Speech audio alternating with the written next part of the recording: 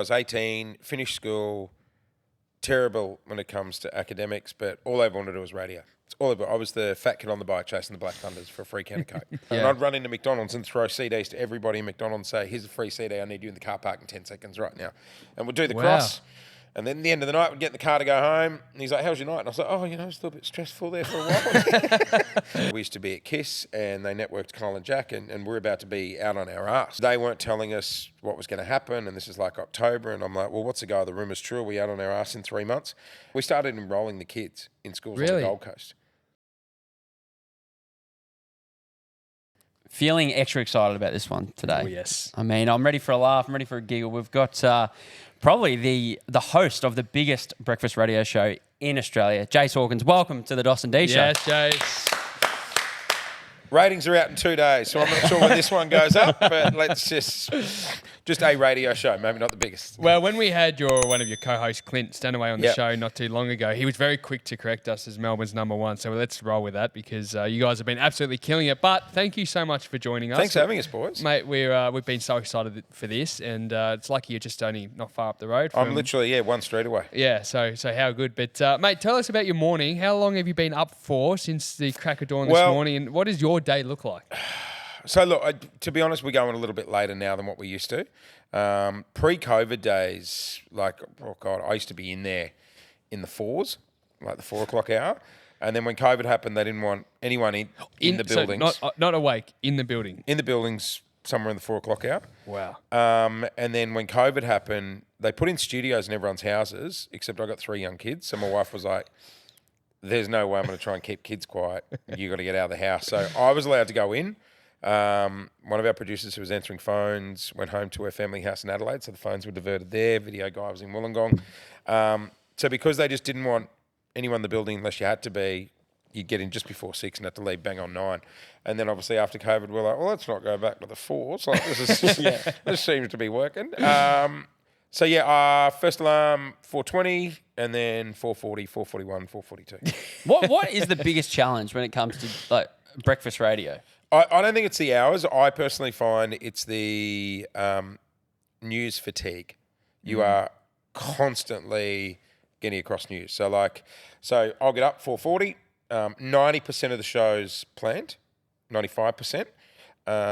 Driving in, you'll just listen to, AM talkback, anything that's broken overnight. We'll all get together in the room before 6. Is there anything that's changed overnight?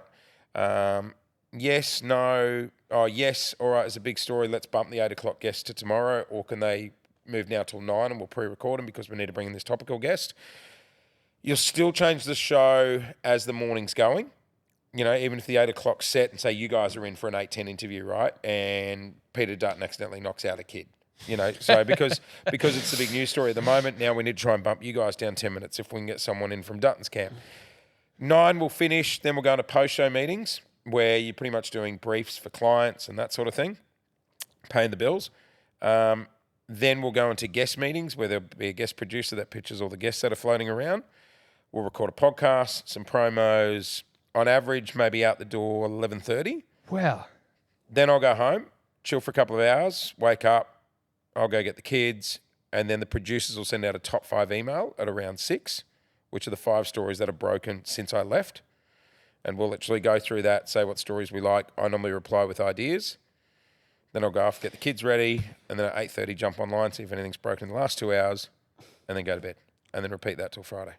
Actually, honestly, I never even heard somebody break it down like that. It's the mental, so the way I describe it is from midday Friday, I don't give a shit what happens in the world till 10 a.m. Sunday. Yeah. Just mentally, you have to turn off. Yeah. And same with, we've just come back after 2 weeks holiday, and some of the news stories that are floating around, I'm like, I didn't even see it. Yeah, I bet. In terms of content too, and I'm interested even opening that curtain a little bit to those meetings you say about even guests. How do they pitch guests to you, and who gets to say? Is it you guys as a collective? Is it producers? Who says yes or no? Lauren, Clint, and I just have a rule: 2 people are into it. The third person will go with it and give it a go out of respect. I like that. That's why 3 probably works. Yeah, it does. We're very anti just doing guests for the sake of it. Yep. I grew up listening to B105 in Brisbane with Jamie Dunn, the guy who used to do the aggro puppet. Oh, and I was like a religious listener. I couldn't tell you one guest they had on. I can tell you a story Jamie had about him and his wife fighting in bed. I can tell you some funny topics they covered, a couple of competitions, but I can't tell you when they spoke to blah about blah. You know, and that's not saying don't have guests, but it's just, I think a show that just packs their rundown with guests is lazy. Yeah. What about like the flow of ideas? You say like 5 or 6 o'clock, you get that email, you get those few big news headlines, and you say you come up with different ideas. Far out. We do one dos&d uncut a month, and we struggle to think of ideas for that, just segments for that. Is that a natural part of your brain? Yeah, I think because that's all I've ever done. Yeah. Like I literally finished school at 18. I was terrible at school. I was talking to one of my sons about this the other day because he's not going great. And I'm like, Dad was shithouse at school. But I had street smarts, and I just knew that I had to work harder than anyone else in the room. So as long as you're rocking up and you're working harder and you're charming, and I always say polite but passionate. Yep. So you can, hound people for jobs, but just be polite about it. Then, you'll get as far as everyone else. So, yeah, I think just because that's all I've ever done. Yeah. One, slightly off topic, but still within the realms, when it comes to, especially in commercial radio, repetitive songs that you might... Not my fault. Not your fault. Not your fault. We're not blaming you. Yeah, it's been 10 minutes. Do you want to hear Ed Sheeran again?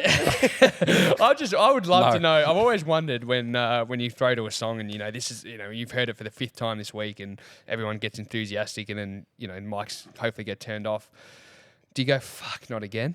No, because 9 times out of 10 we're so busy during the song, or we're like Harry Mackay came in today from the Blues, and the song before he was on. As soon as that song started, my headphones are down. I'll go out, say hello. Yeah. I like to just go and have a quick chat with a guest before they're on, even if it's like, hey, how's your morning? Oh, someone cut me off, and then I'll store that in my brain and go, you know what? If the chat's going okay, but just needs a bit of something fun, I can be like, hey, mate, I know you had a bad start. And I'm literally leading him into a story that I know he's got. So, yeah, I'm not sitting there dancing to Sabrina. If that's your question.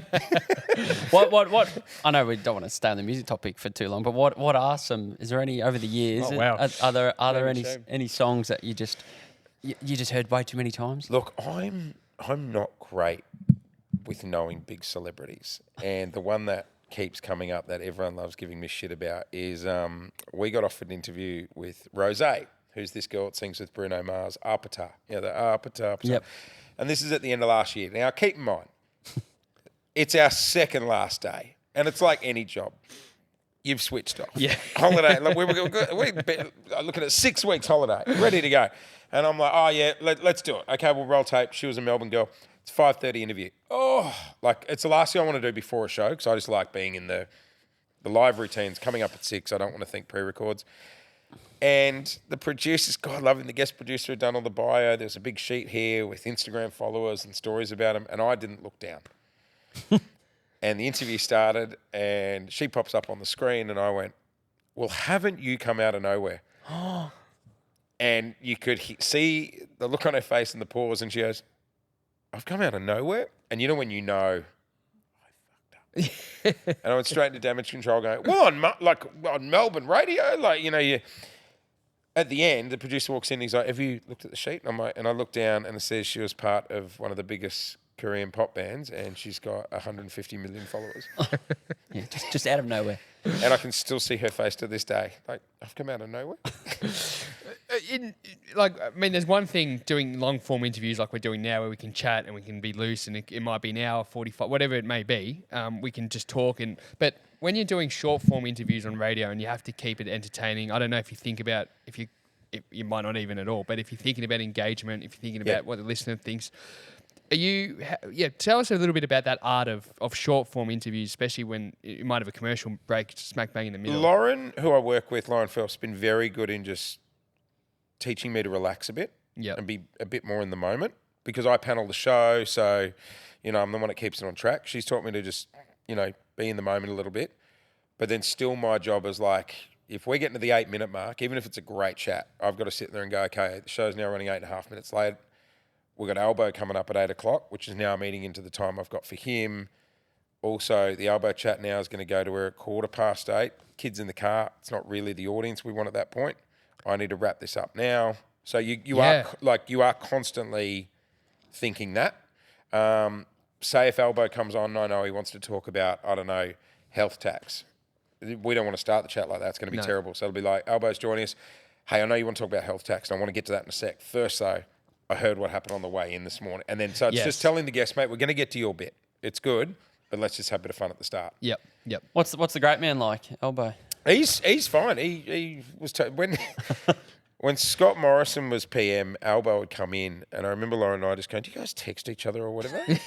And Elbow's like, "Oh yeah, now and then." And so Elbow was like, "Should we text him a photo?" So when Elbow would come in, we'd text photos of us To ScoMo. to ScoMo's phone with no context. And then ScoMo came in one day and I asked him about it, and he goes, "Oh, that fucking makes sense." Like he's like, "I'd just be sitting on a plane and get a photo of Elbow with, no offense, 3 strangers," and I had no context to it. Yeah.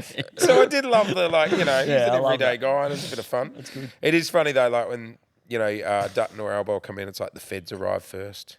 They'll check the building for security. Yes. They'll find a room with one door, you know, so then that way if something goes down, you know, that's where they Never take thought him. of that.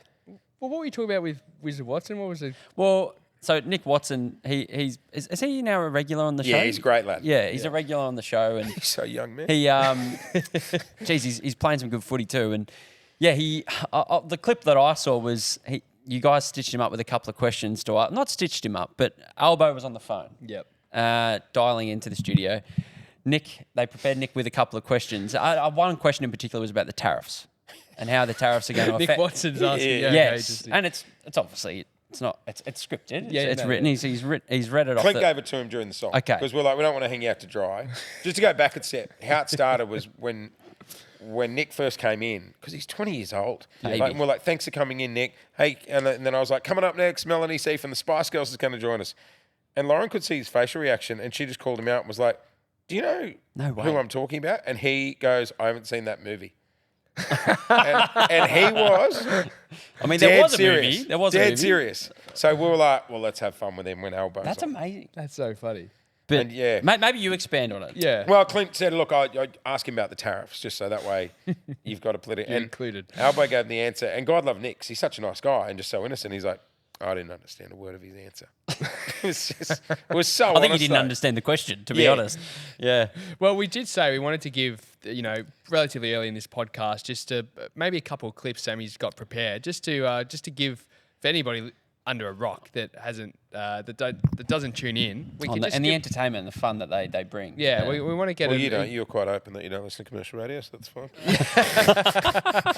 Yeah, Dos did point that out. That's right. But Sammy, what have you got prepared for us? Because you went and did your research, didn't you? Oh, we're going Jason old school. PJ. Okay, we're going back a bit. Oh, Lauren will love Looking this. forward to Thank going you. out. Yeah, just bring this up when she's on. Oh, well, most people bite their fingernails, but I like to bite my toenails. Yeah, right. Yeah, what do you sit on the couch and just have a little minge? What's that? Yeah, like, I was a pretty flexible male, so... Munch! Munch! Hang on, sorry! Dump button. Sorry, Jake! Munch! Sit on the couch and have a little munch! You know what I meant. Most people bite their fingernails. Yeah. We know what you meant. Yeah. Not a little minge, little munch. So, yeah. Sorry to interrupt. This ripping episode with the great Jase Hawkins, we all love a bit of morning entertainment. That's what he do. provides each and every day. But we need to thank Fleet Plan Hire. That's right, Dos. We always talk about who Fleet Plan are, what they do, but let's talk about the people behind the brand for a second. Chris and the team, they are number one when it comes to your customer experience and their customer care. When you're thinking about huge projects that require, not only they take a long time, but Earth moving. they're massive. You want people that actually are calling you, caring right. about the experience, and they provide that in spades. Well, they go above and beyond. So head to fph.com.au to find out more information now. Back to the episode with Jase. Maybe that's where we can kind of talk to you too, Jase, because we want to hear obviously about, you guys, Lauren and Clint, and the great stuff you're doing. But Jason PJ, I mean, how big that was. Talk to us a bit about that experience, because, you've been, when I say all over the world, you've been Brisbane, New Zealand. Talk to us a bit about your career. I was I mentioned earlier I was 18, finished school, terrible when it comes to academics, but all I wanted to do was radio. It's all I was the fat kid on the bike chasing the Black Thunders for a free can of Coke. Just loved it. And I sent letters out to all these radio stations asking for work experience, and Triple M Brisbane said you can come in and answer the phones. So, like, during the day, I'd work at Channel 7 as the cable boy with the cameraman. And all my mates would be pissed on the hill at the footy going, cable guy! And I'd be doing that. And then I'd go into Triple M and answer the phones. That went for 2 weeks. And then I was like, can I stay? And they were like, yeah, no worries. And then the night guy got fired and Kyle Sandilands came in. And another 7 months went past. Ooh. Well, I just to me, I just treated that job as it's now my job. Yeah. Like, Yeah. I would rock up, I would take it serious. And then I think after 7 or 8 months, I stuffed up and he threw a CD across the room and said, what the fuck are we paying you for? And I said, oh, you don't pay me, I'm a volunteer. And What? And he didn't know. And to his credit, he went into the GM's office the next day and said, pay all my live read money to the kid. Wow. And the GM, who was this big guy called Jim at the moment, like, it was like watching Mad Men. He calls me and he's like, we're going to pay $135 a week to produce the night show. And I thought I won Powerball. Right? Yeah, I was I like, bet. mate, yeah.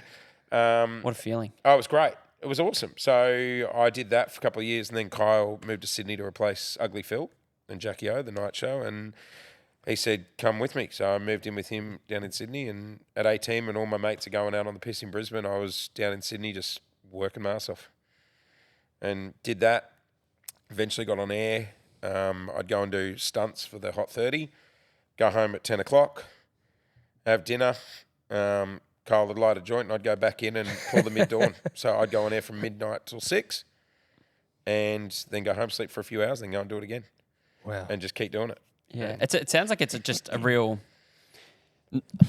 Well, it's a grind. It's a real hustle by the sounds. But you wouldn't call this a job. No. No. Like, you enjoy it that much. Yeah. You know, That's a good what's 5 years? Yeah. You know, like, some people say, they go, 5 years, man. But, you know, if you're, I truly believe, it's so cliche, but if you're loving what you're doing, it's not work. Yeah. It just, like, you know, I look at some people whinging about their jobs and I just go, I'm so lucky. Like, it is not lost on me that Yeah. I've been doing this for over 25 years and I've still got a job in this industry, you know. But I also have to say too, one thing I noticed when you walked straight in, and a guest from our previous interview was still here, and you were so attentive and so good at asking questions. Like, you were just very curious as soon as you walked in. So you kind of made us feel kind of somewhat important, and you're the guest. So I feel like, I don't know, is that something that has got you places as well as Yeah, being well, it's like really... what I was saying to my son. Like, you know, just be polite, charming. It's funny, I was listening to your interview with Marty Fox and how he was talking about how his dad was a hairdresser. And, you know, he would watch his dad just like, my mum and dad used to import cheese and he would deliver it to shops and I would go on the delivery runs with him. And dad was a delivery guy, but he'd walk into the supermarket, he knew the owners, he was chatting with people. And then I think, like, I went to my high school reunion and the guys that got top marks and are now doctors, it was like talking to a brick wall. Yeah. They had no people skills, Yeah. you know, and I just think that can help take you places. 100%. So speaking of, just winding back a step, because I don't want to fast forward too much over that. Living with Kyle, talk to us about that experience. So you said 18. I was 18. Kyle never went out. So his idea of the weekend was, you know, I'd go down the servo and get us paddle pops and watch copious amounts of Law and Order in a cloud of smoke. And then and then every now and then he'd be like, let's go to the video shop. And I'd be like, oh, I'm putting on my best outfit. I'm 18. I haven't gone out anywhere. And I'd be decked out like I'm going to the club just to go to Video Easy. And yeah, did that for a number of years. Yeah, right. Yeah, it was interesting. I bet, especially the paddle pop runs. But then him and I would just talk, like, he's a radio nerd as well, so we would just talk radio. And then, you know, when I moved out and eventually, like, dated my wife Lou, who I'm married to now, Kyle and I would go to the same cafe every Saturday, every Sunday. His partner at the time and my partner Lou would just be like, oh, we've got to keep doing this. And Kyle said to the girls one day, it was like, guys, you know when you see some guys get together and they talk about cars? That's what Jase and I are doing. We're just sitting here talking about radio, movements, rumours. Like, this is our hobby. This is our cars. That's just such a great analogy. Yeah. It is, but we've spoken to guests about professional jealousy and things that go on. But now, kind of as you go into different radio stations and you go head to head, what does that do for a friendship or, you know, or professional work relationship? How does that whole landscape affect that? Oh, I think if you're not going, I mean, you know, it's been interesting the last couple of years because it's been him and I up against each other here in Melbourne. But before that, it was like, you know, if you're not up against a mate, you know, and it's like, I mean, even back to the Hot 30 days, though, like, you know, it was my job to be out there getting crowds doing stunts. If I'd ring up and he'd go, we're going live in 30 seconds, I'd be like, mate, I've got no one. And he's like, well, fucking get him. you're on in 25 seconds. It's work, you know. And Yeah. I'd run into McDonald's and throw CDs to everybody in McDonald's and say, here's a free CD. I need you in the car park in 10 seconds right now. And we'd do the cross. And then at the end of the night, we'd get in the car to go home. And he's like, how's your night? And I was like, oh, you know, it was a little bit stressful there for a while. And he's like, you're right, mate. You got the crowd. Here we go. We'll go to some Power Pops. You just got to park it. Work's work. Friendship's friendship. Yeah. Yep. Also, you're happy seeing your mates succeed. Of course, yeah. You know, I think, to be honest, I don't think there's many douchebags in radio anymore that are shit-canning each other. I mean, you know, Kyle likes to go out there and have a crack. But I mean, like, genuinely behind the scenes having a crack at each other. I think this industry is getting so much smaller. Yeah. I think everyone's got their back. Yes. Or each other's back, you know. Or even listening to you saying that, you just can't afford to, in my opinion, in anything in life, you just can't afford to burn any bridges. No, you just never know where you're going to be working. You know, there's many things I'd like to say about, you know, where we left. Yeah. Because we left another radio station. But, you know, like, what am I going to get out of it? I'm just going to burn some bridges, you know, get things off my chest. It's an open forum here, Jay. Yeah. Well, have you seen? I mean, you mentioned that, but have you seen that? I mean, you've been in the industry now for many years. Have you seen people burn bridges? Have you seen others make mistakes that now they don't know where they are? Absolutely. Yeah. So Absolutely. I've seen people, you know, have a crack at bosses and walk out. And I'm like, well, mate, that boss might be working over at Southern Cross when you go and get a job there in 2 years. And now you're going to walk in and they're going to have a bad taste about you straight away. yeah. Yeah, no, but that's in any industry. It's silly. Yes. You know, Yeah. I don't get it. What's been for you the most entertaining guest you've ever had on? Okay, it's really naff. Like, I know that's a there's broad movie question. stars, there's political people, all that. I'm a huge Back to the Future fan. Love Back to the Future. And when I was in Brisbane, Christopher Lloyd was in town for like one of those Comic-Con things. He plays the Doc. And so we're talking about it. A listener rang up when I've actually got a DeLorean, like the car in Back to the Future. And I'm like, can we borrow the DeLorean on Friday when Christopher Lloyd's in? I may have dressed up as Marty McFly. Hoverboard and all. And I printed off the script and I asked Christopher Lloyd, would you do a scene with me? And he's like, yeah. And I'm sitting there dressed as Marty McFly. Wow. And he's in front of me going, you're going to come back with me. And I was just like, holy shit, this is happening. Right now, it's the guy from the Wow. movie, Yeah, that's my crazy. favourite movie. And for me, that was just, I just sat there going, what a cool job I've got to be able to do this. Like, it was a real moment. It was really cool. I mean, Clint said the same thing when he was on the show. We asked him about some of the stunts that he's done over the years, and he's. I mean, what was the one when he was blindfolded out in? He was on like a tennis umpire chair out somewhere in Whoop and he had to guess what was the where he segment? was. Where is Clint Stanaway Yeah, or where something is like that? Clint? Yeah. But in all the stunts. It was terrible. It was the shittest thing we've ever done. And it was because some boss came bouncing and go, guys, I've got a great idea. This will get us to number one. I know I said don't burn your bridges, but that was the shittest And he idea. put on an English accent. So is that someone in particular? Yeah. Well, I would love to know then, in terms of great segments and shit segments or ideas or stunts, even. Stunts is probably a better word. Do any stand out in your mind in terms of I think radio's changed a lot Yeah. as well. Like, you know, gone are the days of gotcha calls and like Hot 30 days, we were doing silly stuff like shooting me with a rubber bullet, you know. Yep. You know, just stupid stuff like that. I think now the world's changed where it's like you're getting a lot of that stuff online. Yeah. You know, pranks online, people, you know. Like, it was funny, we were somewhere yesterday and my wife, I think we were at Baker's Delight. My kids went in for a second tester and my wife goes, be a funny video, like you should go in and just see how many you can keep doing until someone says something. And I'm like, it would be a funny video and that would have been a great video for radio 10 years ago. But now it's like every Tom, Dick and Harry's doing that sort of stuff online. Yeah. So it's sort of like, if anything with radio now, it's like, well, let's not throw Clint off a bridge because it's just many other stunts. Let's have something a bit deeper, or it just I just think things have changed. What is the point of difference, like in your mind? I think emotion now with radio. Really, everything's got a hidden emotion. That doesn't have to be sad and deep. It can be funny and lighthearted and stuff like that. But I think the one thing radio's still got is being really honest and open. If you're not willing to be really honest and open, forget about it. You're just noise. It'll blend in.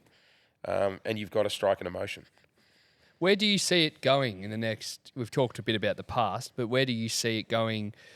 Crystal ball in 10 years. Where do you see radio? I think networking will happen a lot more, like what's happening with Kyle and Jack, where Kiss are networking, around the country. Yep. I do think breakfast. And I think there'll be more shows on radio. It won't just be like breakfast show, then a music shift, and then a drive show.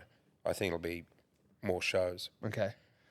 And when it comes to, you asked the question to me, you were off organising something before, but Jay said to me, how's the sponsorship stuff going with the podcast? And I'd be intrigued to know, I know there's people within the radio stations and that's their role. Their role is partnership management and account management and obviously going and, and sourcing opportunities. But what does it look like? I'm going to say you're the talent, like you're the one in front of the mic, you the three of you. What involvement do you guys have, if any, with bringing in new partners, account management, looking after current partners? A lot. We're very hands-on. Okay. Anything happens between 6 and 9, we're across it. Lauren is awesome when it comes to contacts in Melbourne in a commercial world. If we're doing something with, a plane, she might be like, oh, they should reach out to Blah from Virgin. They might be spending at the moment. Like, she's very good with that. Clint's got amazing contacts when it comes to interviews and sport. But yeah, commercial-wise, we're very commercially friendly. At the end of the day, I sit there and go, you know what? If your ratings dip a little bit, if you're making money for the station, you're not going anywhere. That's the prime job. But in saying that, if they run a jingle with a sponsor in it and I think it sounds shit, I'm not sitting there going, I don't want to play it, but I am going to push back and go, it can be better. Yep. And it can be better for us, and in turn it will be better for the client. Things that they project on the screens around us, I'm like, that image could be better. Let's go back and work on it. Yes. I'm not saying don't put them up because that's what's going to make the money, but let's just make sure whatever we're putting out, whether it's visions online, visions on the screens, the commercials, is it the best we can do? So further to Doss's question then, in terms of going a bit beyond maybe jingles and signage or whatever, is an element of that kind of love jobs, for example? So to go into an office and spend an afternoon or meet a CEO or meet this person or be seen at an event. We'll go to... we just did a sales thing recently where we got up in front of a lot of clients and just spoke about the show. When we started at Nova, we went to the big sales meeting and we were like, guys, come to us. If a client's bought, if Big W's bought sponsorship tomorrow and they're not liking how it's sounding, or there's something we're doing that's annoying them, don't wait till the end of the campaign and say they didn't like the campaign because of this. Yes. Go through the right channels, speak to the producers, come into our meeting, but it's in our best interest that they're happy with the campaign. So, come update us. Yeah. Also, if we're trying to get some massive ideas off the ground, it's like, okay, Jenny in sales, your clients, Kmart, here's the idea for them. Put us in the room. Put us in the room with the client, because no offense, Jenny, no one's going to sell it more than us. Yes. I can tell the client how it's going to sound. If the client's got questions on how it's going to sound, I can answer it. They can see how passionate we are for it. The only thing I've asked in turn from sales is don't waste our time by putting us in every meeting. Just pick where it's really going to matter. If you think this meeting's going to matter, if you think us recording a video for this client's going to matter, we'll do it.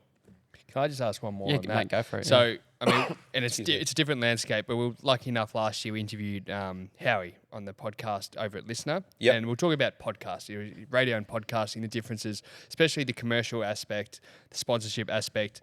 When it comes to promoting products of his personal podcast, he's obviously got a lot more creative control. But then sometimes comes as hard conversations when you may get a big offer from a company to promote, but he doesn't believe he aligns with that company for whatever reason. We have those conversations. Yeah, what's that like for you guys? We have those conversations. I mean, lucky if there's a tool, there's a way, is my motto. But there's definitely been things in the past that were like, I don't align with that. Or it might be a timing thing. Like, I know in the past I was asked about something to do with IVF, an IVF campaign. Yeah. And, we'd just gone through a bit of shit trying to have a kid. And I was like, you know what? Just timing at the moment's not right for me. Yep. I think if you've got valid reasons, if you sit there and go, well, I don't like that airline because I was delayed twice last year. It's like, well, come on, mate. Yeah. But and even to that too, like, I mean, even guests, for example. So, I mean, political is probably a good one. I mean, if do you get any say if you don't want to speak? Yeah, I remember there was. Or do you, and sorry, just before you You're answer off. it, like when it comes to politically, for example, do you have to have some rule that if you're going to talk to one party, you have to talk to the other, or it's nothing? We are conscious of it a little bit. Yeah. We're like, let's not, and same with footy teams. Yep. We'll be like, let's not just be the Collingwood show. Yep. You Yeah. got to be respectful to other teams. Yeah. Also, you know what? If it was that, I would tend to encourage everyone to lean into the honesty of it. Like Yeah. I would, say if Lauren did not want to speak to Albo, I would love to be able to say that at the start of the conversation. Hey, Albo, I want to be honest. Lauren didn't want you on the show today. You're here because, we think it's fair, but, just don't be offended if she doesn't want to talk to you. Yep. I know that. It'd stand out like dog's balls Yes, to me it if would. I was listening Yeah. to it. Yeah. I think why shy away from it? That's Yeah, fascinating. it's fun. It's funny. I actually kind of agree with that because I was mentioning something to the other day. There's obviously there's a couple of big podcasters and those that have been somewhat in reality TV and now they're into podcasting. And one podcast has interviewed basically people who would say just on the right, for example, but they're not necessarily saying this is what I believe in. Yeah. And it can often be misconstrued. And your platform, you should actually have a voice and say, I'm not meaning just politics, but rather than just being an open-ended book, it's actually important to have that honesty to the audience. 100%. And know that, okay, there's going to be a group that don't agree. We were discussing Aj Barker a few months back. Remember there was the drama and he kicked the breastfeeding person right. out and I openly said on the air, we've been offered Aj Barker numerous times and I say no.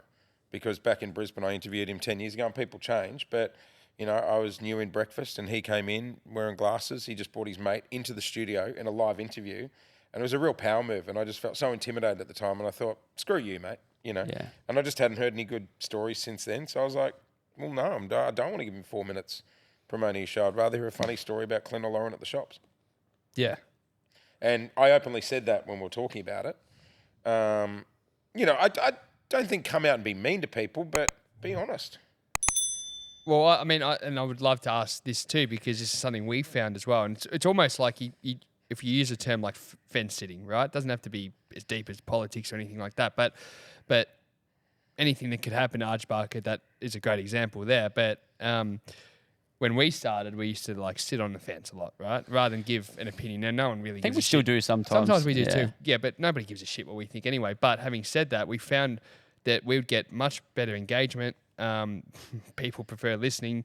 Everything when we actually voiced an opinion, rightfully, wrongfully, or whatever it may be. Have you found... The worst you can do is almost fence it. Yeah. Because you become wallpaper. Is that something And you've it- had to consciously work on? Yeah, 100%. And I think it's getting over and I'm sure Lauren won't mind me saying this, she'd be very aware of that too, because she's a genuinely such a nice person and worries about other people's feelings. So for her to have an opinion, she knows she's pissing off the other half. Yes. And I think the trick to it, and I think we're getting a lot better at it, is finding our way of picking which side we're going to go on, but openly saying, we respect if you're the other side. Yes.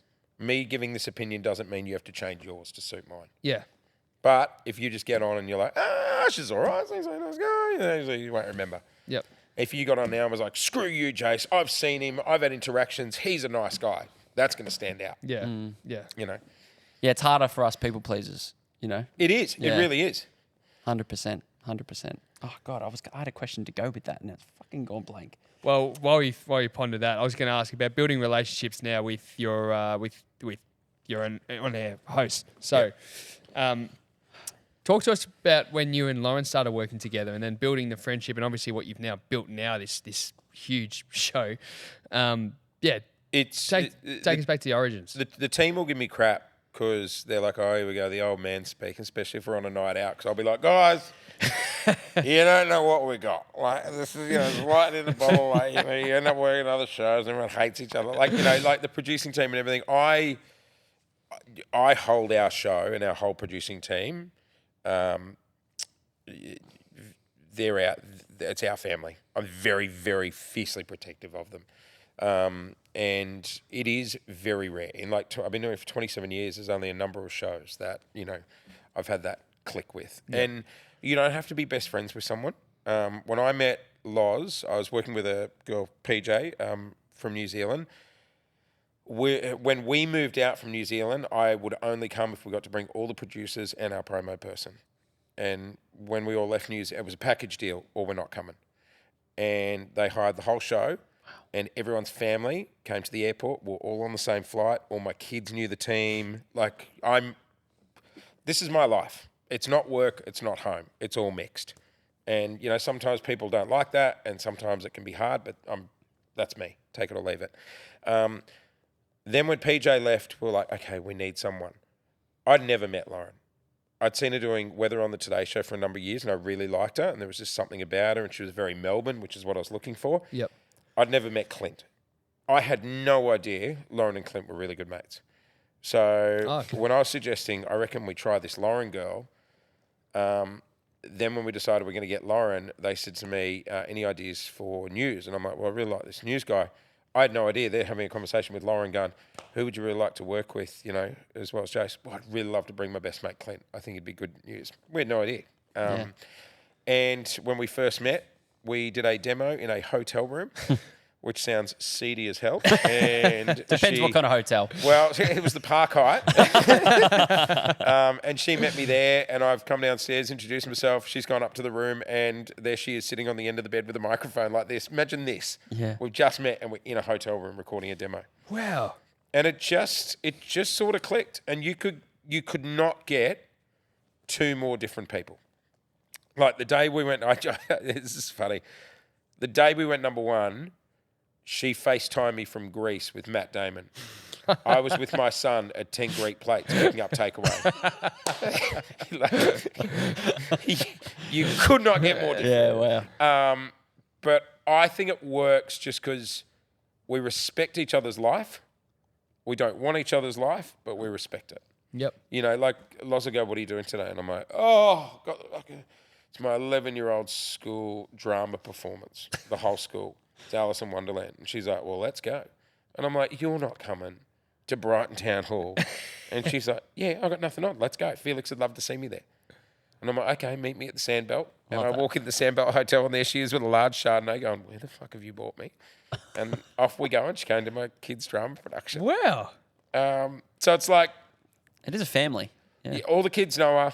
Her and my 9-year-old can't be together because they're spirit animals. He'll be like looking at all these designer brands on YouTube, and he'll come in. She'll be like, Honey, what do you like? And he'll be like, I like Chanel. And she's like, let's buy something. And I'm like, no, he's 9. Don't buy him something. Yeah. But yeah, we just got very different lives, but we just respect each other's lives. I said to Lauren the other day, I was like, I was talking to Bobby, your dad, the other day. He's doing well. She's like, why are you talking to my dad? I'm like, because mine's dead. So... but Bobby will send me a message on Christmas. Hey, mate, you don't have your dad. It's nice. Merry Christmas. Right, Like, yeah. Just, Yeah. I think we've had very similar upbringings as well. Yeah. Okay.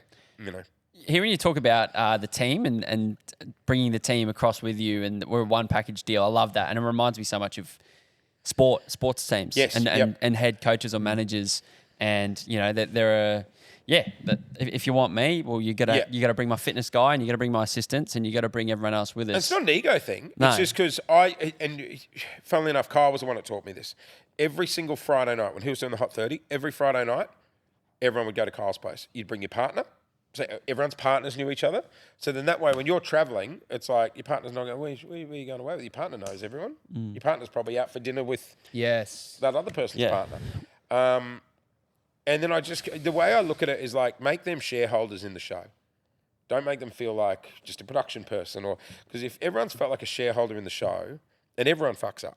The minute something stuffs up, Sam stuffed up the video before. But if you make him feel such a part of this show, you'll never have to get up him for doing that. He will be so angry at himself for doing it. You have to be like, hey, Sam, you didn't kill anyone, mate.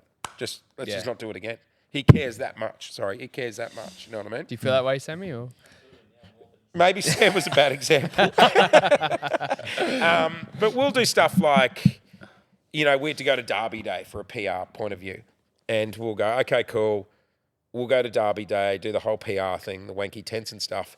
But if we do that, can you get us 10 tickets to take the team to the Birdcage on Oaks Day? And that's great. And then we take them all out and, Little things. It's awesome, yeah. Well, with the team, my next question was going to be about poaching. So with producers in particular, hearing You're not having them. no, I Yeah, I know, was no, we love Sammy, but when it comes to keeping a team together, hard. and because it's such a niche skill set, Also, it's burnout.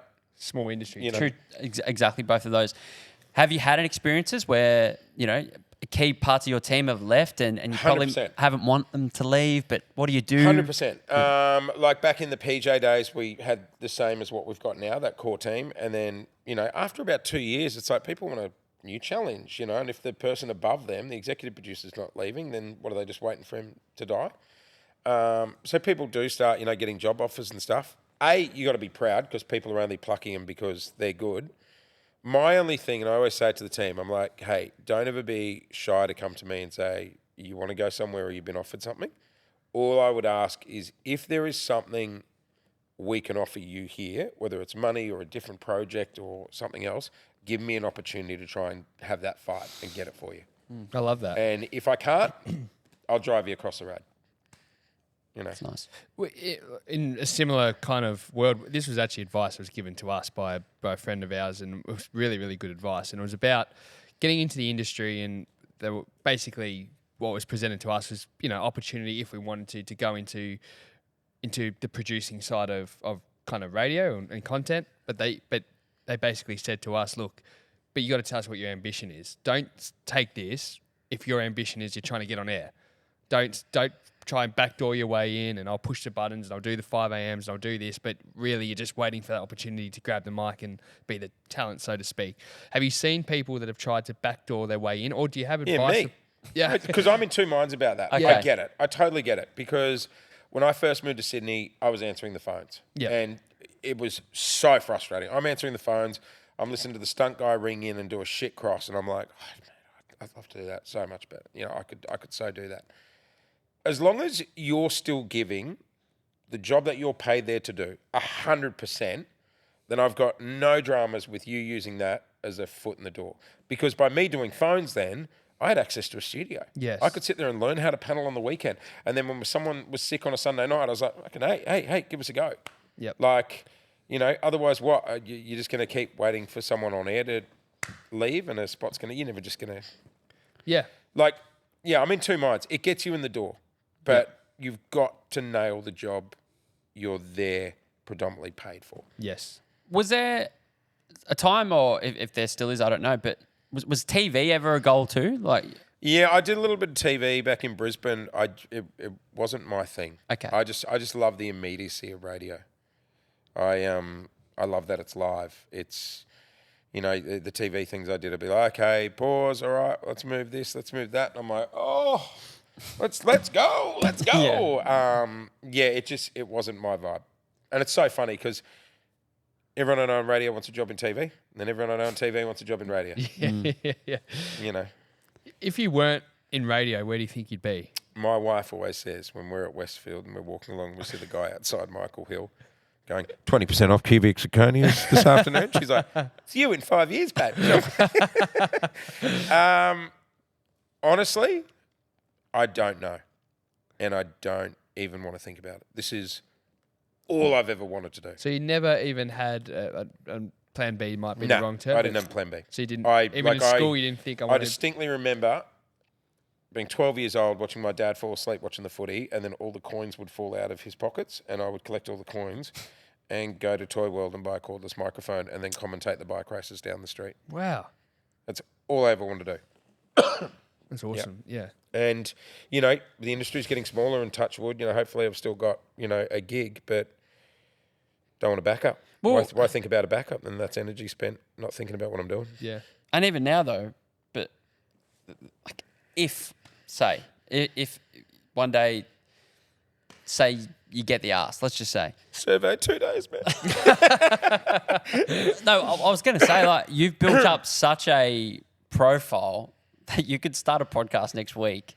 Yep. And probably do pretty much what you've done. Yeah. Really. It's also things change over life. Like we went through dramas of people that don't know. We used to be at KISS and they networked Kyle and Jack and we're about to be out on our arse, and they weren't telling us what was going to happen. And this is like October. And I'm like, well, what's the go? The rumour's true. Are we out on our arse in 3 months?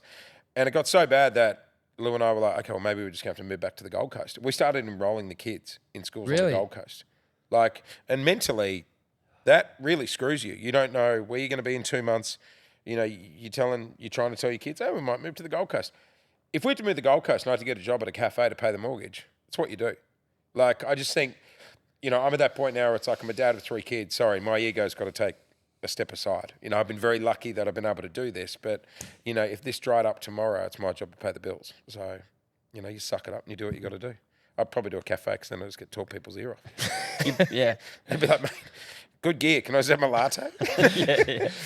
Do you just in terms of radio? I mean, I know I sort of asked this earlier, but I'm just interested. Do you worry about the longevity of radio? Not in immediate future, but generations from now, even. Just Yeah, I do. I think everyone's freaking out about it, and rightfully so. It's like, what's scary is going to the radio awards each year and seeing it go down in size. Yeah. Like, it's frightening, and I feel for anyone wanting to get into it these days. Like, you know, back when I started, you know, it was live 24/7. There was all the Black Thunder shifts. There was, you know, like, it's tough. Anyone that sort of reaches out now for work experience, you know, like, I'll say to our producers, they'll be like, oh, someone wants to come and sit in. And I'm like, that could have been me. Like, let them come and sit in, you know. So I am worried about the opportunities for people. I'm worried about how much is actually still going to be live. I just think it's going to be different. I think If your kids said to you that's what they want to do, how would you have that conversation? Well, Felix did say it the other day, and I was like, I don't know, man. Let's look at a couple of options. I think breakfast radio will always still have a place. Yep. People like to know what's going on in their city when they wake up in the morning. You know, I don't think you're listening to breakfast radio for the latest from Ed Sheeran. No. You know, you don't want to listen to breakfast radio for some generic jokes. You could listen to any podcast of that. You know, if you're listening to live radio, it's because you want to know what's going on. Yes.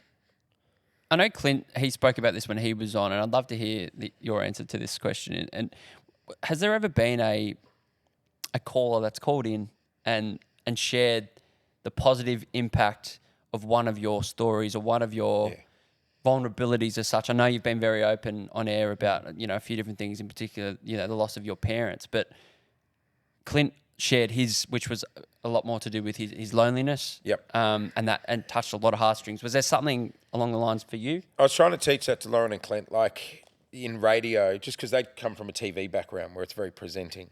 You know, you're not supposed to actually show yourself. You're there to present the sport or the weather or the footy. If you, the more open you can be in radio, the more people will connect with you. And yeah, like I find it quite overwhelming on social and stuff. If like the other day I was talking, we've got an autistic son, and I opened up about how hard it is for us to do something. Like we went to the basketball to watch the Phoenix play. Now on a normal Sunday afternoon, any family, it's 2 hours. Go to the Phoenix, come home, it's all over.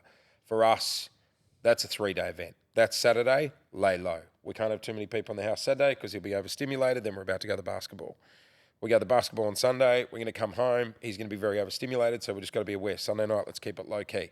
Monday, he might be acting up a little bit because he's been a bit overstimulated. Like, you know, so I opened up about this on the air, and then the amount of people that reach out on social and stuff, which is, it's so nice because A, you realise you're not alone. B, you're connecting with people, but then there's the guilt of trying to get back to everyone as well. Yeah. You know, because it's not lost on me, someone reaching out and saying something like that.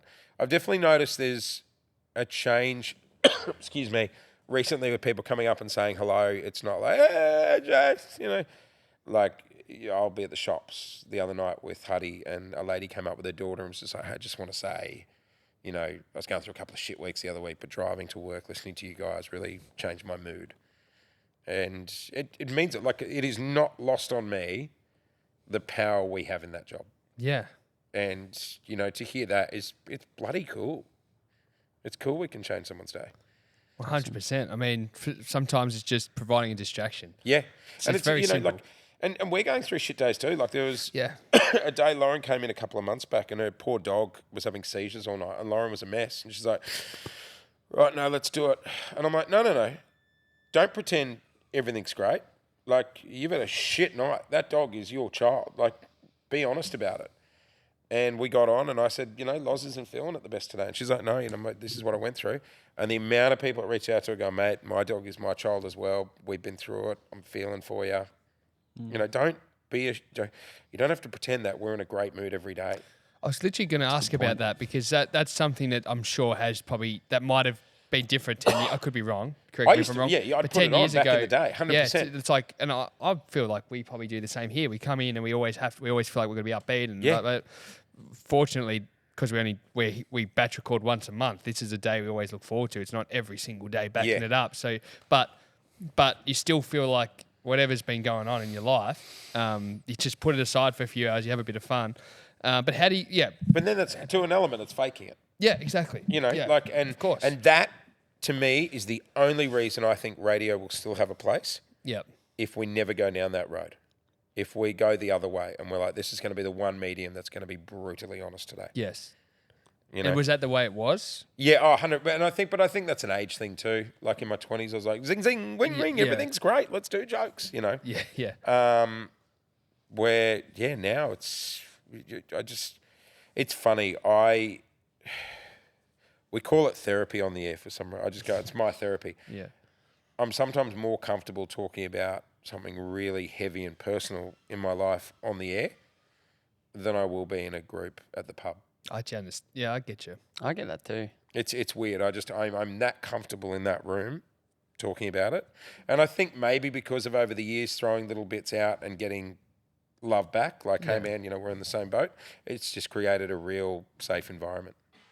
Well, there's nothing more, I don't want to say more intimidating, but if you're not comfortable in the environment to share, well, what's the point in sharing?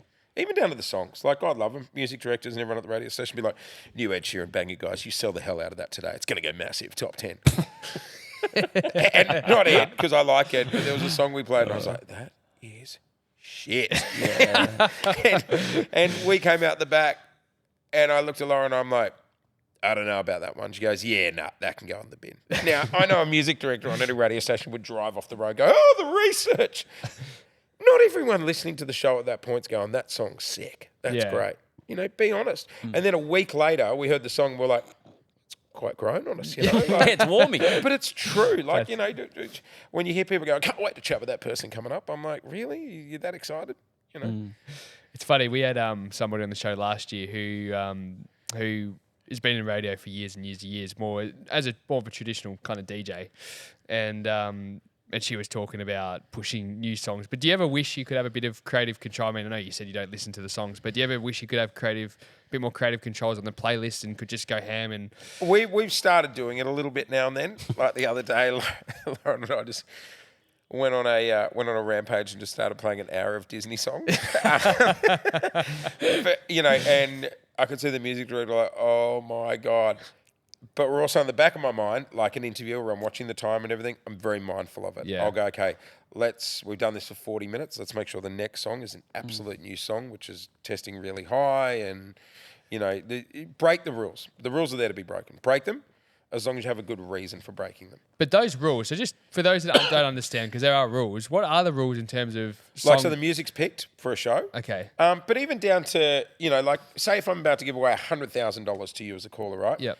And the next song that's logged is Adele Hello. Yeah. Imagine me going, you've got $100,000. Thank you so much. It's changed my life. Hello. Is it me? And you'd be like, like, so. Yeah, you need something a bit more upbeat than that. Exactly. Yeah. So in that break, and it might not be a contest spot, it might be you just on the air doing a phone topic and just found out you're going to have a baby. And we're all like cheering for you and everything like that. As we're talking, again, I'll look at the screen and be like, shit, Adele's about to play. I'll scroll down, see the next song's going to be an upbeat one, just because sometimes they'll do them like that. And I'll quickly slide that one up while we're talking. But in terms of also, like, it's the mood. Go with the mood. But also, what's the what's the criteria? Is not the right word. The I'm trying to think. Length break, stuff like that. No. More the like, I don't know why I've completely gone break. But the things you need to hit. So like X amount of songs, new songs, X amount of songs from this artist, girls versus boys, Australian music. Do you have to hit all that criteria? You know what? Wouldn't have a clue. Okay, that's what but the music directors have a percentage of Aussie music they have to play. You're right. There's all those rules with those songs. Yeah. No idea. Okay. Not my world. Yeah. They log the songs. My job will be just make changes. Changes, Changes, but again, break the rule for a reason. If he's like, why'd you drop Adele Hello? Well, that was the reason, because Yes. it would have sounded shit. Yes. I didn't just drop Adele because I don't like Adele. Yeah. Do you know what I mean? Yeah, Like, have a reason. Gotcha. But yeah, it's more You- the flow. Are you feeling a bit confession-y? Yeah, I think it's time. I think it's time to for confess. the shocking confession booth. What do you reckon? I think it is time for Jase to step into the booth. Well, here we go. Jase is looking a bit panicked What's now. the biggest confession you boys have dropped? Well, we actually did one this morning. We did this segment for our Uncut. We won't give anything away because this will air before the Uncut. But yeah, I don't want to give anything away. Basically, how big we going? Like, it involves a Parking fine or killed someone? It involves an ex-girlfriend, so you can use your imagination there. Yeah, it right. involves maybe the first sleepover between when we were living together, and one of our girlfriends came over for the first time, and something was confessed that happened. Right. But again, we're happy for you to just Gotcha. confess a guilty pleasure. But of course, Dos, this is This segment is Yeah. brought to you by our good friends at Rex. Now, Rexel are Australia's largest electrical wholesaler. Have been for over 100 years, mind you. That's exactly right. With an extensive product offering, the power of trusted brands, and competitive pricing, they've grown to 127 branches nationwide, Dos. Don't forget as well, they've also recharged and rewired their brand new app, haven't they? It's actually great wording from you. Is it? Yeah, Thanks. rewired. I like that. Enjoy a streamlined homepage, explore products with offline catalogs, scan items directly into your basket using their barcode scanner, and discover a range of innovative time-saving features. Now, if you're a Sparky out there, this could be your chance to win. Yes. Download the app through Google or Apple before May 31st. Place a single order for Clipsal Schneider branded products totaling $300 plus GST through the app, obviously. Receive, what am I talking about? You could receive a 7-piece Bizline screwdriver set and a bonus Clipsal iconic screwdriver. Now, Jace, I don't know what you like with the tools at home. Oh, I think it's pretty obvious. Well, that makes three of us. These hands are here for playing Justin Bieber, mate. They're not for building. That's all. That makes three of us. I mean, I'm the same. Gosh. Well, we're very lucky to have Rexel on board. We do encourage all listeners and viewers to download their app and have a look. But Isn't there a winning feeling, though, when you do nail a job at home? You're like, top of the world, going to give it a crack. I must say, honestly, if I hammer a nail in straight, that's I know. enough for me to brag to everybody. My about it. rock bottom moment was I was living with a bloke and as we're moving out, we had to get like some mirrors and stuff taken off the wall in the rental. And he goes, I was going to say, not off the ceiling. No, we left those there. And he goes, I booked a tradie. And I'm like, no worries. He'd booked a tradie. It's a franchise called Hire a Hubby. Oh, yes. And it was a of bright course. pink van that pulled up out the front. And I opened the door. No, wait for it. And as part of the franchise, they must have to do this. And I opened the door and he goes, "G'day, I'm Steve. I'm your hubby." And I was like, "Oh, hi, Steve. Just this way." We told you we lived together for a while. that's so embarrassing. Oh, tell me about it. Steve, if you wouldn't mind parking the van around the alley, I'd really appreciate it. That's great. we told you that we lived together for a while, and we turned our living area into a podcast studio with just a table in the middle. But That would look great when you have girls come back on the cameras. Trust me, explaining cameras set up. It was great. But the worst thing was the table, because we had to tell guests, look, if you don't mind, please don't put your hands on the table, because the thing could fall apart at any moment, because we spent it collectively 4 hours together trying to put together this. Put the legs on. And the thing, if you pushed it, it wobbled so much. We're in the same boat here. Yeah, guys, okay, don't good. worry. Yeah. So anyway, the point of this segment, thanks to our good friends at Rexel, is a shocking confession. So we want to hear a confession that you can confess to us. It has happened across your life. It could be from childhood. It could be recent. It could be innocent. It could be maybe not so innocent. Mine's probably work related. I've been doing radio now for 27 years. Yep. Been doing breakfast in Melbourne for almost 8. Up until last year, and it wasn't about going number one. It was probably just because the show was acknowledged as being successful. Up until that point, I probably just feel like I never belonged here. I didn't have a TV background. I wasn't a household name. I wasn't a comedian. I was a radio boy. No big profile or anything like that. And I'm on the air with your Fifi Box and your Favolas and, Marty Sheargold at the time. So I felt like the biggest fish out of water. At events, I'd feel incredibly uncomfortable. I just felt like I didn't belong. I just felt like I was looked at like I didn't belong. Where do you feel now with that? I feel like I've justified my spot. And that's not from an ego point of view. That's No. not from getting number one or anything like that. I just feel like, okay, I've worked hard enough to achieve the results of what other people have achieved. So I feel like, I finally belong here. Do you, like playing devil's advocate a little bit, do you think You don't think I belong here? No. Do you think... Yeah, that was a wrong wording. Straight into that Wrong one. Well, wording, okay. wrong Just give me wording, a Wade. second to enjoy Wrong the wording, moment. Wade. My apologies. Now I've lost my train of thought again. Sorry, Isn't that fantastic? No, it was going to be more along the lines of, do you think sometimes we are too focused on becoming the number one, or too focused on working our ass off so much that we don't enjoy the whole process of it? And because you haven't, I know you now finally feel like you somewhat do belong because you've hit that number one, but at least you've enjoyed that 27 years without having to feel like you need a showboat and pretend to be someone else. It's funny. It wasn't. Sorry, I probably worded it wrong. It wasn't about hitting number one. It was more about the show being acknowledged, like whether by people going, "God, the show's going really well," or "That's sounding good," or just being held in the same, level as our peers. Yes. My wife once said, she goes, "You will never remember any figures in 20 years, any survey results, I don't remember ours last year now." Yeah. But she goes, "You will always remember the vibe of the team and what the mood was like at that patch in your life." Yeah. And it's so true. Like last year, the last thing we were looking at was trying to get to number one. Last year, we were happy to have a job. We were so happy to, excuse me, have a job and still continue to be able to muck around and do this together as mates. That's all our goal was last year. Well, it's funny, Jase, because whether we're talking radio, TV, any of the guests that come on the show, the amount of time we spend talking about the come up or the chase or those moments or the hardships or when you have no money or you're doing it on the smell That's of an the oily fun rag. bit. You got nothing Exactly. to lose. That's a part everyone is interested in that we Yeah. talk about. They're the stories. That's the adventure. yeah. When you're at the top, it's just, now it's just got to worry about holding it. Yeah, and to me, that sounds...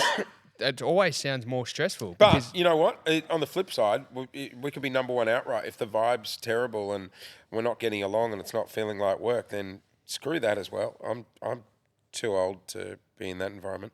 I've worked on a show before where the co-host and I did not talk during the song. yeah. I think I heard that. Yeah. Worst experience of my life. Here's Justin Bieber. So good to see you guys. Silence. Everyone's just on their phone, whatever. 10 seconds. "Oh, we're back. Tell me about that time at the shops," which I couldn't give a fuck about. Yeah. Like, that's horrible. That's not fun. That's not the industry. You'd have I more grew up fun working in an accounting office. in. Absolutely, and that's Seriously. a big call. Yeah. Like, It's a huge call. but yeah, it doesn't matter what the results are, unless you're having fun. It's not worth it. We're in the entertainment industry. Yeah. No, I love it. That's a great confession. I really Yeah, me too. Thank you, Rexel. thank you, Rex. I really appreciate that. Jase, I'm massively addicted to heroin as well, but I reckon we just go with that one. well, we of course now get to probably the fun part for Jase. Oh yeah, And he this gets is to the, go home with a. The This is the dos&d. goodie His bag. pockets Is this full. the can of Goodie bag. Coke from the Black Thunder? This is it. You're finally getting your. Because in radio, everyone loves free shit. And unfortunately, you saw our last guest, so none of this will be a surprise to you. However, we're going to act like it is a surprise as No. we welcome in the Milkman. Milkman Australia, all things men's grooming, you. Jase. Thank you, Now, Milkman. first, there's a little toiletry bag, but Brilliant. Does it feel heavy? It's stacked, isn't it? I'm sure it quite feels very light on, heavy. but- Oh no! What has he got in What there? have you got in there? I got some little deodorants. You know what? It's natural deodorant. This is good to actually have at work. Lauren and I were just saying we're going to start, leaving a spare pair of clothes at work and stuff. 'Cause you never know, what happens. Oh, fantastic. Well, Clint, was Clint here was Milkman around when Clint was here? Yeah. Yeah, well, hopefully. Hopefully Styling he's used to powder. Is that the one that thickens my balding hair? It does, yeah. Well, me too. Yeah, me Yeah, too. that's a good Yeah. start. I Yeah. might need a bigger bottle than that one, if you know what I mean. Like, And then you've got the. lube. Oh no, boozy body wash. Sorry, my bad. Sorry. 3-in-1 actually. That's a the big body bottle. wash. But for could everyone, be you, used guys. that way too. You could try. everyone watching, listening at home, head to milkmanaustralia.com. 20% off using the code dos&d at checkout. 20% So off. That's Nice, milkmanaustralia.com. man. Thank you, guys. Tell you what, I also recommend that hair powder. It's fantastic. Now, Mitch Dowd. So Oh, jeez, here we go. here we I know. go. Mitch Dowd and Thank you, sir. Russell Athletic hooking you up Jase, open it up and have a look because I Now- think there's a few different things. We've got jocks, we've got socks, we've got This is good. even a Great. Boxer shorts? Feeling a boxer little shorts? infomercially, but that's okay. That's all right. It I'll is a be bit more of it. infomercial, isn't That's it? totally fine. Well, maybe while you do a hard shot on that infomercial, Bryce, we'll talk a little bit about Mitch Dowd. And guys, if you want to look like Jason and be hooked up like this, you can get 40% off Mitch Dowd by using the code dos&d40 at checkout, mitchdowd.com.au, and that's a quarterly. And that's not just Mitch Dowd. That's Russell Athletic products too. Yeah, that's You're unbelievable. talking That's a comfy hoodie. That's See, I'm a shorts guy. It's got to be cold to get me in pants, but I'm Perfect a hoodie, time as well. I'm usually the shorts same, guy. to be honest. I'm usually hoodie and shorts. Question. Sure. Giving clothes to a guest. I know what you're gonna say. Can always be quite risky because you've got to guess their size. Oh. What do you think I was going to say? No, I was going to say, I think for some reason there's a price tag on that. Oh, no, that's fine. Price tag doesn't offend me. It's the size.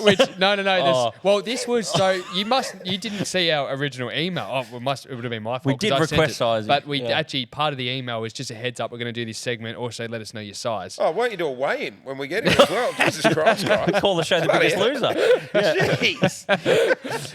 You've gone a large. Thank you. Large is perfect. Thanks very much. Hopefully those jocks fit you fine, but they're nice and comfy, bamboo for you, mate. So Thanks very stretchy. much. Got it stretchy. Fingers crossed it doesn't shrink. Thank you, boys. And then finally, too, that's there's not more. quite it. There's more. There's always more. Jeez. And it's the dos&d. You take that to the car. Thanks, Sam. Thanks very much. The dos&d goodie Do you bag. play Jase. golf at all, Jase? You know what? I actually played with a mate of mine. We call him Instant Eighth because him and I met over Instagram during really? lockdown. He was 8 doors up. I used to live in Hampton. East. That's an interesting DM. Hey, mate, I'm 8 doors up. You know, I don't stalk you or anything. After 2 years of lockdown, mate, the devil could have messaged me and I would have went for a beer. And he was out walking with his girlfriend Molly one day, and my 9-year-old's massive into fishing. And so during lockdown, he tied a teddy bear to the end of his fishing rod and would practice casting. And he's cast it, and it's gone over the fence and clocked Nathan and Molly when they were walking past. And then they're like, oh, and they'd looked in and noticed me with him doing fishing. And then, a couple of days later, it was the AFL Grand Final. And he's like, hey, mate, sounds crazy. Mate, doors up. Your kid hit me with the teddy bear the other day. Recognised you. My missus has done some work for the radio station before if you want to pop up for a beer. Grand final beer. Yeah. And I said to my wife, I'm sneaking up the street. She goes, okay. I'm like, don't worry, it'll be fine. What's the worst that can happen? That could be part of the confession segment. Yeah. Yeah. What's the worst that can happen? But now you're playing golf with him. Exactly. Yeah, we went and did a little 3-par course last week. 3 par. Oh, really? Oh, where was this last week? Yeah, Golf no, gear. there you go, mate. This will show you inside there. You don't have to get them all out, mate, but there's a hat in there. There's some golf accessories for you.